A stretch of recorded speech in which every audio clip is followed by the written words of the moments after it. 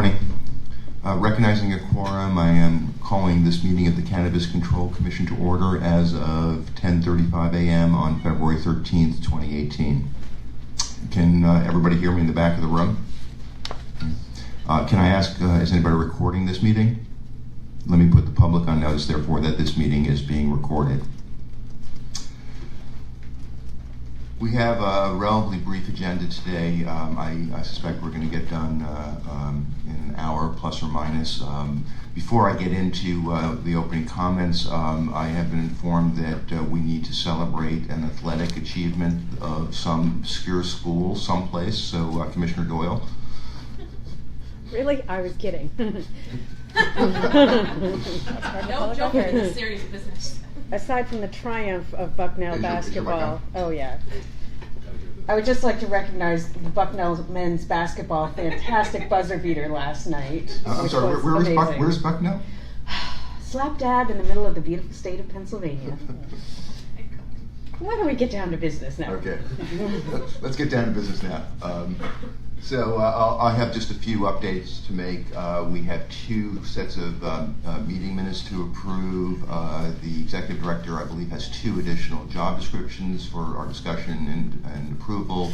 The executive director will also give us an update on where we are with technology procurement and our contract negotiations with the two selected vendors. Commissioner McBride will walk us through a RFR for Investigative Services, which hopefully we can discuss and approve today, and I think that'll be it for the agenda. As far as my opening comments, all I want to do is just give everybody a sense of timeline and next steps in terms of where we are. So we are just about done with our statewide public hearings. We have a public hearing tonight in Roxbury starting at 6 p.m.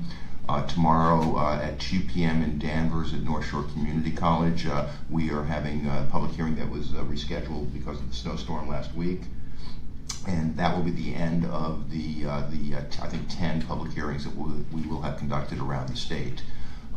This Thursday, February 15th, is the conclusion of the public comment period, 5 p.m. I wanted to just make a comment about the comments. We've gotten a lot, both in terms of the public hearings we've had, but in terms of submissions via email and regular mail to the commission. We have logged them all. We have begun the process. I will speak for myself. I haven't read them all, but I've read most of them, and I will read all of them. And I just wanted to say thank you on behalf of the commission for people that have taken the time, put the thought behind the comments that we've received. They are very thoughtful. They are provocative in terms of causing us to think carefully about what the points that have been raised are. And the one thing I can promise everybody is that we will seriously consider literally every comment we've gotten when we get into the next phase of our work. So I wanted to thank everybody for their submissions, and I wanted to also encourage anybody that has not yet submitted a written comment to do so before the end of the comment period on Thursday. So thanks very much. Once that period, the comment period is done on the 15th, as said, I think the primary job of the commission will be for the next week to read them all. It is really an enormous volume, but we will read every single comment that we've received. We will then convene in public, and this is going to look very much like what we did in December. We have 3 days scheduled for public commission meetings where we're going to weigh the comments that we received and discuss whether changes or modifications to the draft regulations are appropriate. We'll have those discussions in public. We'll vote on them just like we did back in December in terms of preparing the draft regulations.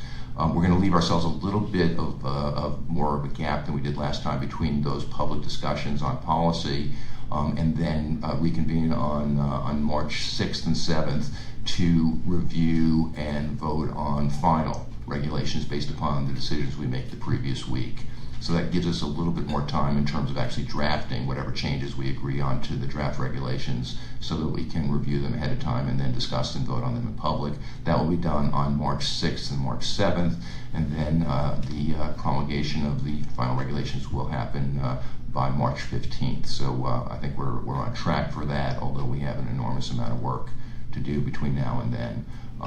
We don't yet have all of our meeting rooms set for these meetings, so that's why there's TBD up there. But I promise as soon as we have those, we'll communicate them so that people can make plans to attend. I think that's all I have for public or for comments right now. So let's get back to the agenda, and I'll turn it over to Commissioner Doyle. We have 2 sets of meetings, minute meetings. I have one more comment, which is we're doing a better job of keeping current on meetings, which is great and obviously appropriate. Part of it is that I just want to recognize the contributions of Mary Alice, who has become our meeting note preparer. She's listened to all the transcripts.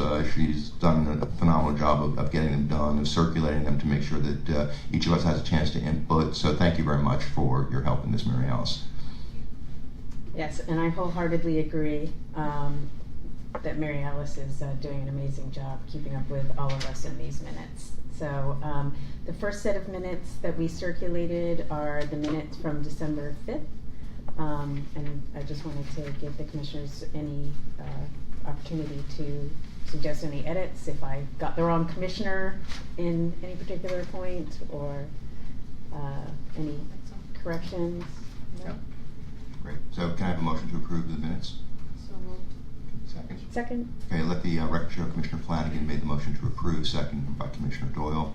All in favor? Aye. Let the record show that these minutes were approved unanimously by the Commission. Thank you. Second set, Commissioner Doyle? So the second set of minutes was January 9th, 2018, and Mary Alice had very helpfully sent around a draft last Friday. I took another pass at it, just trying to shorten it a bit because it was quite long. I would almost suggest, why don't we, since that just got circulated to the commissioners this morning, if we could maybe table those to next week. I just feel like I've sprung them on them too quickly. Any problems with it? But, Video okay? So I'll put that, we are going to meet next Tuesday, so I'll put that in again. Great, thank you. Okay. No problem. Okay, so that's it for minutes, correct? I believe so. Okay, thank you very much, and again, our gratitude to both Commissioner Doyle and to Mary Alice for this thankless task. Important, but thankless. Next item on the agenda is to discuss 2 additional job descriptions. So, Mr. Executive Director. Thank you, Mr. Chairman. I have 2 job descriptions for you today. The first one we will review is the Constituent Services Director as a job title. This is a role that will primarily serve as a liaison to the public and to constituents about any number of issues that may come up, and work collaboratively across the Commission at a staff level to try to triage where possible, but also kind of gather some of that incoming that is inevitably going to increase. We have a heavy call volume now in outreach volume. We want to make sure that we can manage that appropriately, be responsive to folks, and just have kind of one central point of contact for folks to manage that. So that's what the job description essentially entails, and my expectation would be, once approved, to post it sometime this week. Okay, and 2 things. One is this is in the budget and in our organizational chart. It is. Correct? Yep. And 2 is this reports directly to you or to your Chief of Staff, or how are you thinking about this? So in the job description, it reports to the Chief of Staff. We also need to hire a Chief of Staff. So for the time being, if there's not a Chief of Staff in place, it would report to me. Okay, thanks. Okay. I just have a couple of suggested additions. Of course. So under, excuse me, education experience, including 2 additional bullets. The first would be knowledge of municipal structures, functions, and governance. That would disqualify me. Okay. You already have a job. The second would be knowledge of prevalent cannabis-related public health and public safety issues, just to round out the description of I think what we're hoping to achieve in terms of attracting candidates. Anything else, Commissioner? Any other comments or suggestions or additions? Okay. So you want to just read back what you just got from Commissioner McBride? So under education experience, I added 2 bullets. The first being knowledge of municipal structures, functions, and governments. and the second bullet being knowledge of prevalent cannabis-related public health and public safety issues. Okay. And per Commissioner Title's comments in several of these conversations previously, the salary range is included in the job description, correct? Yep, and Commissioner Title was extremally helpful in helping me get to a job description. So. Great. Yeah. So I wanted to just actually make. Well, let's approve this one. I'll make one afterwards. So there. Yeah, please. Of course. Of course. Sorry. Under essential functions, can we put where it says act as a liaison to state and local agencies with the commission and constituents in order to resolve constituent issues and work with the director of governmental affairs when necessary? Only because I think those two are going to overlap a little bit from time to time. So somehow incorporate that in.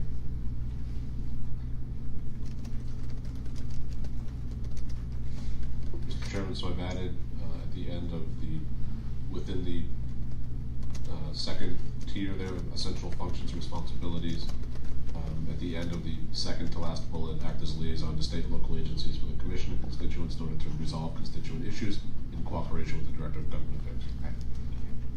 Okay. Any other comments or suggestions? Then can I have a motion to approve the job description as amended in this conversation? So moved. Let the record show that Commissioner Doyle made the motion to approve, seconded by Commissioner Flanagan. All in favor? Aye.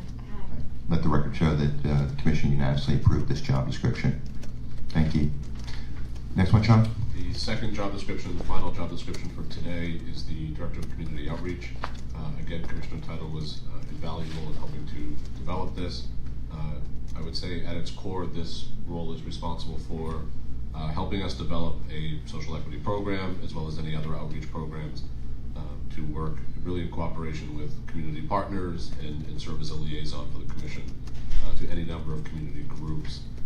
This, I think, is an important role to help us focus on those efforts, but also make sure that those groups have a liaison to us. Not unlike the constituent services role for a broader constituency, this is a bit more focused. We'll work with any number of folks within the agency to make sure that at a commission level we are focused on, aware of, and I guess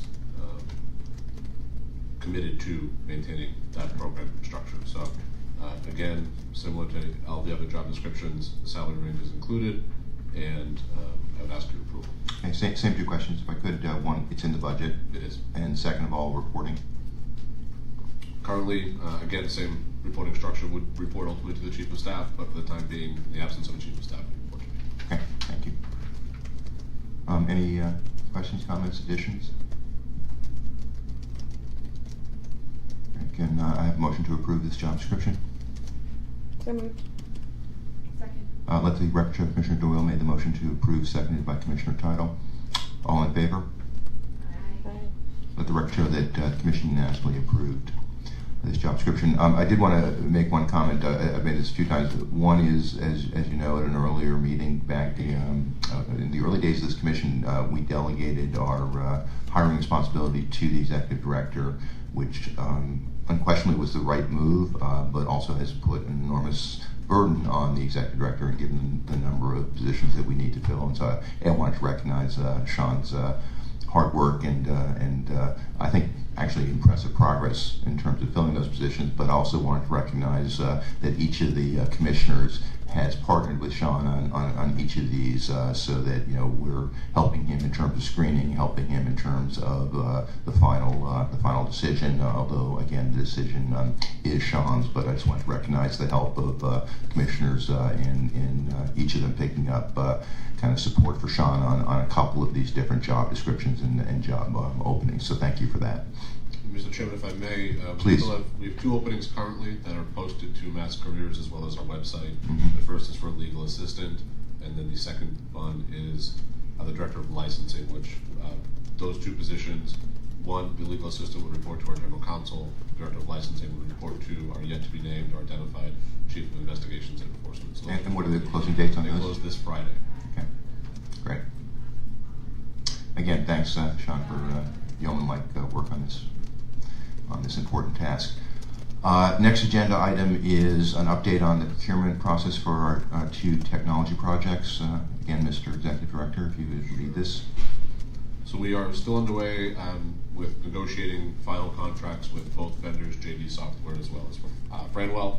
Those conversations are ongoing and they're progressing nicely. I should also mention that we have deliverables based on those contracts and based on those projects, and we are continuing to work toward those objectives as well. So work is getting done kind of in parallel, but until we get to an agreement, work is not being done kind of together. So I'm optimistic that we will continue progressing throughout this week and hopefully get to a final resolution as soon as humanly possible, in order to get the commission's fingerprints on those, get a commission decision on those final contracts and allow us to get underway in cooperation with those two vendors. So in the meantime, we are continuing to work very diligently on preparing for that work. Yeah. So my thanks to you and to Christine for pushing this along, into Luella. Thank you. Any issues that were unexpected that have arisen? So you're confident that we'll get what we asked for? Okay. Yes. Okay, thank you. Obviously, it's mission critical to get this done as quickly as possible, but we got to get them done right as well. So thank you. Appreciate that. The next agenda item is an RFR for Investigative Services that we would like to release. First of all, discuss and approve, and then release. Commissioner McBride. So the purpose of this RFR is to identify a partner to help us perform the necessary background checks of applicants as part of the determination of suitability for licensure and employment in marijuana establishments. So the idea here would be that as we are onboarding staff who are going to be performing the functions of doing the licensing, we're unlikely to be fully staffed by the time we need to kind of get this all rolled out. So as other agencies have done in the past as they are in a similar situation, this is an RFR to identify a service who can help provide us with the investigative services component, and as we bring on staff to then sort of diminish the amount that we use that service. But we are putting this out there.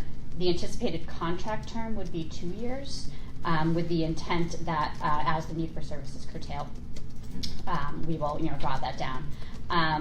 The timetable for this is, as everything else that we are doing, very expedited. I wish it was not this expedited, but I do think that given the kind of finite services that we are looking for, there are plenty of entities that offer this type of service. So I suspect that they will be able to get their responses together fairly readily.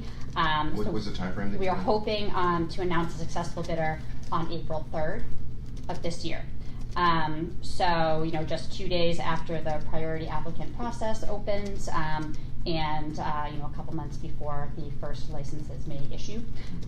So that still ensures an adequate time frame to perform this portion of, I think, if we decide to move forward with a packet system, that is still adequate time for the background check piece of this to be performed. So there's no concern there.